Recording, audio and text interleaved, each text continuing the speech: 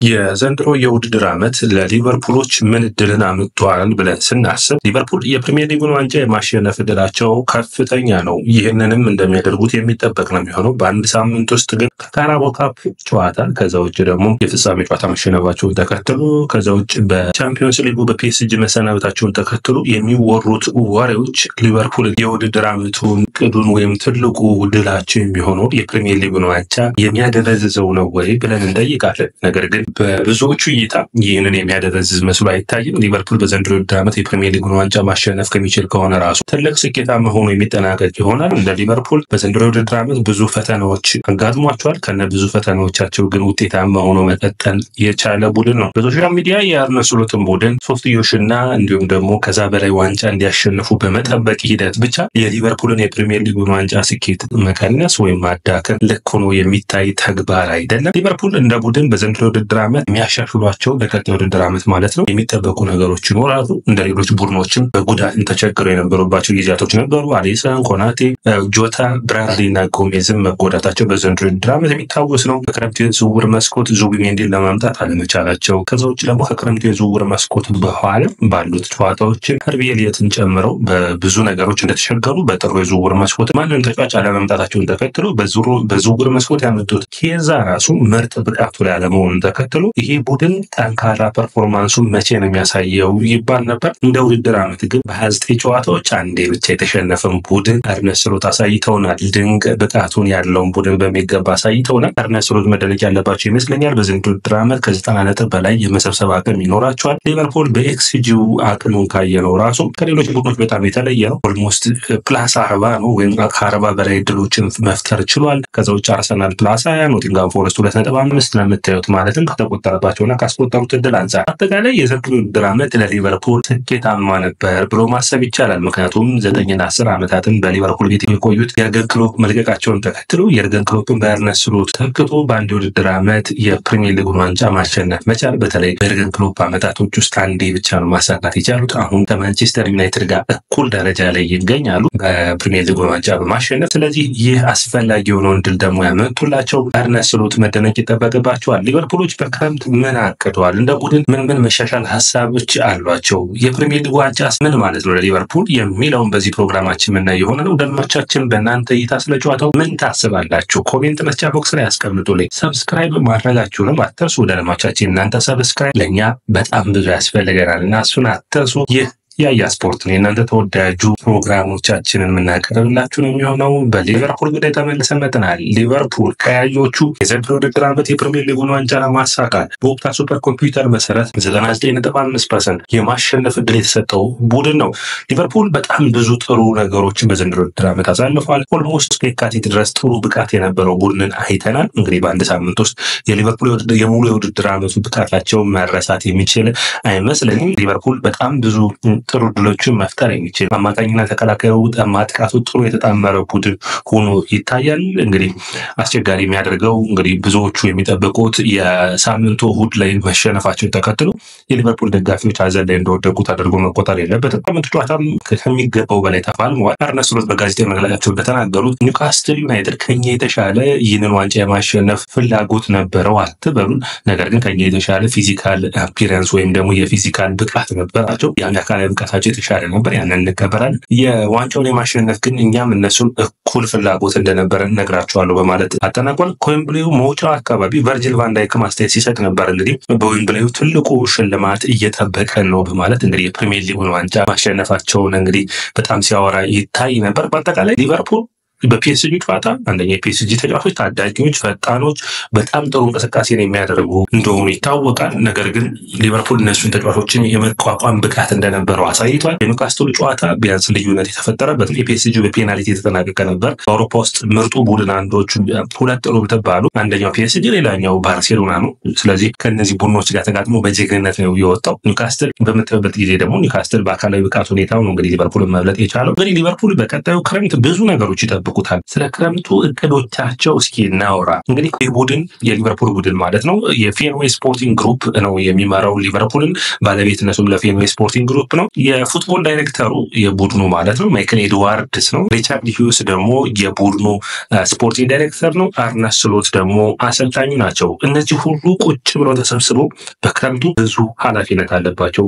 ይህ ቡድን በክረምቱ ከባለፈው ክረምትም በዝውውር አለመሳተፉን ተከትሎ ብዙ ነገሮችን ማሻሻል ያለበት ይመስለኛል። እንግዲህ ዛ አትሌቲክስ ላይ ብዙ መረጃዎች ወጥተዋል። እነሱን ላድረሳችሁ። ሪቻርድ ሂውስ እና አርነ ስሎት እንግዲህ መልመላው ላይ አተኩሮ የሚሰሩ ይሆናል። እስኪ ስለዚህ በእያንዳንዱ ቦታ ሁኔታ ውስጥ ያለውን እንረዳ። በበረኛ በኩል በምናይበት ጊዜ መመረዳሽቪሊን አስፈርሟል ባለፈው የክረምት ዝውውር። ስለዚህ ጥሩ የሚባል ነው። በረኝነት ምንም አዲስ እገዛን የሚያስፈልገው አይመስለኝም። ስለዚህ ሌላኛው ኬልኸርን የሚለቁት እንደሚለቁት ይጠበቃል። አሊሰን ቤከር ግብ ጠባቂውን የሚቀጥል ይሆናል። ትሬንት አሌክሳንደር አርኖልድን በሚመለከት ወደ ሪያል ማድሪድ የሚሄድ እድሉ ሰፊ ነው። የብራድሊ መጎዳትን ተከትሎ እንግዲህ አንድ የቀኝ መስመር ተከላካይ እንደሚያስፈልጋቸው የሚጠበቅ ነው። የአርኖልድ መልቀቅ እርግጥ ከሆነ የግራ መስመሩን በሚመለከት እንግዲህ ግራ መስመር ላይ ሚሎስ ኬርኬዝን ለማምጣት ጥረትን እያደረጉ እንዳለ ይታወቃል።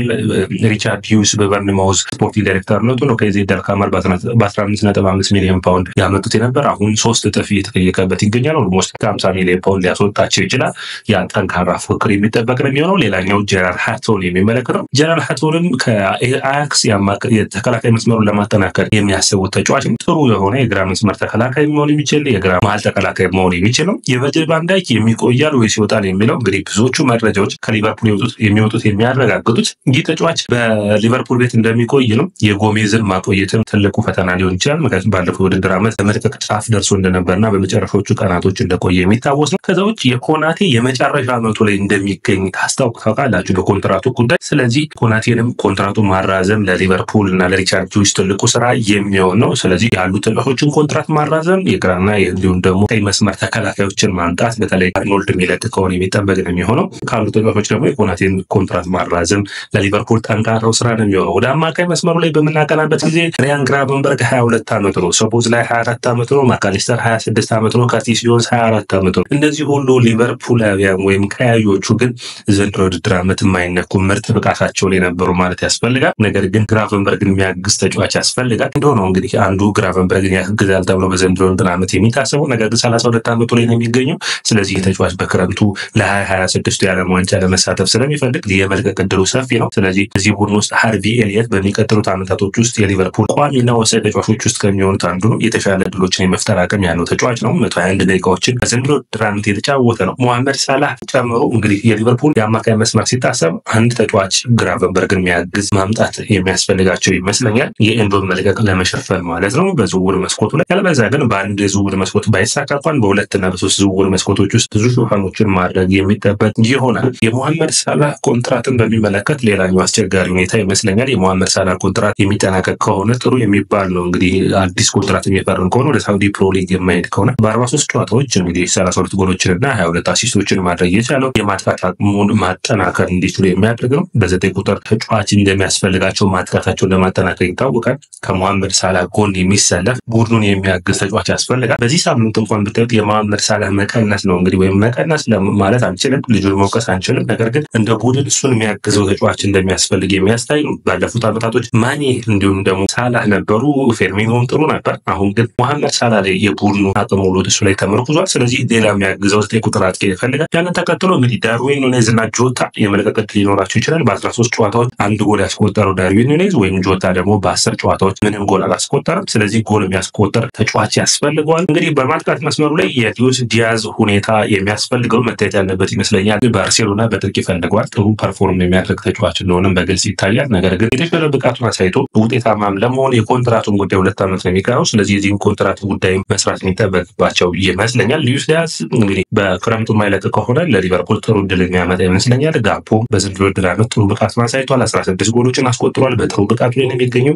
የካቲት ላይ እስከሚጎዳ ድረስ ጥሩ ብቃቱን ያሳየ ተጫዋች ነው። ሌላኛው ኬዛ ነው። ኬዛ 25 ደቂቃዎችን ነው እንግዲህ በፕሪሚየር ሊጉ መጫወት የቻለው። የቨርጂል ቫን ዳይክና የሳላህን ኮንትራት ማራዘም ከቻሉ እንግዲህ ከተቻለ አርኖልድም ከዛ ውጭ ደግሞ የመለቀቅ የሚችሉ ተጫዋቾችን ኑኔዝ እና ጆታን በደህና ገንዘብ የሚሸጡ ከሆነ አንድ በተለይ የሚፈልጉትን አሌክሳንደር ኢዛክን ማምጣት የሚችሉበት እድል ሰፊ ሊሆን ይችላል። ያንን የሚሳካላቸው ከሆነ ጥሩ ነው። ሊቨርፑል በዘንድሮ ውድድር ዓመት 57 ሚሊዮን ፓውንድ እንግዲህ ከታክሱ በፊት ኪሳራ አጋጥሞታል። ይህ ጥሩ የሚባል ነው። ያን ያክል በጣም ሪስክ ውስጥ የሚከት አይደለም። ሊቨርፑል አሁን የሚያስቸግረው ትንሽ የደሞዝ ጉዳይ ነው። በፕሪሚየር ሊጉ ሁለተኛው ደሞዝ ከፋይ ነው። ከማንቸስተር ሲቲ ጋር መፎካከር ደግሞ በጣም አስቸጋሪ እንደሆነ ቁጥሮች ያሳያሉ። 386 ሚሊዮን ፓውንድ ነው ሊቨርፑል በአመት የሚከፍለው። በፕሪሚየር ሊጉ ካያችሁ ማንቸስተር ሲቲ 412 ይከፍላል፣ ሊቨርፑል 386፣ ከዛ ውጭ ማንቸስተር ዩናይትድ 364 ሚሊዮን ፓውንድ፣ ቸልሲ 337 ሚሊዮን ፓውንድ፣ አርሰናል 327 ሚሊዮን ፓውንዶችን የሚከፍል ነው የሚሆነው። ከአርሰናል ጋር ብታዩት ብቻውን ራሱ ኦልሞስት የ60 ሚሊዮን ፓውንድ በላይ ልዩነት አላቸው። ለሊቨርፑል ጥሩ የሚሆነው አዲስ ኮንትራት ከአዲዳስ ጋር ተፈራርሟል። ያ ጥሩ የሚባል ጥሩ ገቢ የሚያመጣ ነው። በቻምፒዮንስ ሊጉ መቀጠላቸው ጥሩ የሚባል ነው። ስለዚህ አሁንም ቢሆን ኤፍኤስጂ ከሚያገኙት አቅም በላይ ተጫዋቾችን ለማስፈረም ጥረት እንደማያደርጉ ይታወቃል። ነገር ግን ያው የሚጠበቀው ደግሞ ምንድነው በጥንቃቄም ቢሆን ሊቨርፑል በክረምቱ የዝውውር መስኮት የተሻሉ ተጫዋቾችን ማስፈረም ግድ ይላል። የጆታና እንዲሁም ደግሞ የኑኔዝ መልቀቅ አንድ አጥቂ እንዲያስፈርሙ የሚያግዛቸው ይመስለኛል። በተለይ ኑኔዝ የመልቀቅ ዕድል ሰፊ ነው፣ ጆታ የመቆየት ዕድሉ ሰፊ እንደሆነ ሁሉ ከዛ ውጭ በኑኔዝ ቦታ አንድ አጥቂ ካመጡ የአማካይ መስመሩን አንድ የሚያግዝ ተጫዋች ያስፈልጋቸዋል። ከዛ ውጭ የተከላካይ መስመራቸውን ማደስ ያስፈልጋል። በተለይ የጀራርድ ሃቶ የኬርኬዝ ጉዳይ መታየት የሚጠበቅበት ይሆናል። ውድ አድማጮቻችን የሊቨርፑል የክረምቱን እቅድና በዘንድሮ ውድድር ዓመትስ ሊቨርፑል የፕሪሚየር ሊጉን ዋንጫ ማሸነፍ ምን ያህል ጥቅም እንዳለው ያወራንበት ፕሮግራም ይህንን ይመስላል። ውድ አድማጮቻችን ላይክ፣ ሼር፣ ኮሜንት፣ ሰብስክራይብ ማድረጋችሁን አትርሱ። እናንተ ላይክ፣ ሼር፣ ኮሜንት፣ ሰብስክራይብ ብዙዎቹ ጋር እንድንደርስ ያግዘናል።